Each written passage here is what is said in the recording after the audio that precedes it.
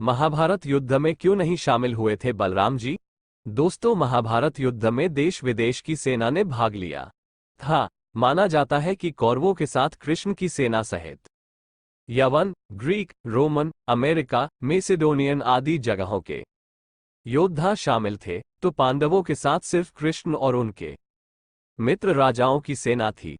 महाभारत युद्ध के समय सारे भारतवर्ष में सिर्फ दो ही राजा युद्ध में शामिल नहीं हुए थे, बल्कि एक बलराम और दूसरे भोजकट के राजा और रुक्मणी के बड़े भाई रुक्मी थे। भगवान कृष्ण के बड़े भाई बलराम ने श्री कृष्ण को कई बार समझाया कि हमें युद्ध में शामिल नहीं होना चाहिए, क्योंकि दुर्योधन और अर्जुन दोनों ही हमारे मित्र हैं। ऐसे धर्म संकट के समय दोनों का ही पक्ष न लेना उचित होगा। कहते हैं कि कभी कभी हर एक मनुष्य को धर्म संकट जैसी स्थितियों का सामना करना पड़ता है। ऐसे अवसर पर लोग दुविधा में फंस जाते हैं, लेकिन कृष्ण को किसी भी प्रकार की कोई दुविधा नहीं थी। उन्होंने इस समस्या का भी हल निकाल लिया था। उन्होंने दुर्योधन से ही कह दिया था कि तुम मुझे और मेरी सेना दोनों में से किसी एक का चयन कर लो। दुर्योधन ने कृष्ण की सेना का चयन किया। दोस्तों, महाभारत में वर्णित है कि जिस समय युद्ध की तैयारियां हो रही थी और उधर एक दिन भगवान श्री कृष्ण के बड़े भाई बलराम पांडवों की छावनी में अचानक पहुंचे। दांव भैया को आता देख श्री कृष्ण, युधिष्ठिर आदि बड़े प्रसन्न हुए। सभी ने उनका आदर किया। सभी को अभिवादन कर बलराम धर्मराज के पास बैठ गए। फिर उन्होंने बड़े व्यथित मन से कहा कि कितनी बार मैंने कृष्ण को कहा कि हमारे लिए तो पांडव और कौरव दोनों ही एक समान है।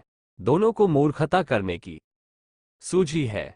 इसमें हमें बीच में पड़ने की आवश्यकता नहीं। पर कृष्ण ने मेरी एक न मानी। कृष्ण को अर्जुन के प्रति स्नेह इतना ज्यादा है कि वे कौरवों के विपक्ष में है। अब जिस तरफ कृष्ण हो, उसके विपक्ष में कैसे जाऊं? भीम और दुर्योधन दोनों ने ही मुझसे गदा सीखी है। दोनों ही मेरे शिष्य हैं। दोनों पर मेरा एक जैसा स्नेह है। इन दोनों कुरुवंशियों को आपस में लड़ते देखकर मुझे अच्छा नहीं लगता, अतः मैं तीर्थयात्रा पर जा रहा हूं।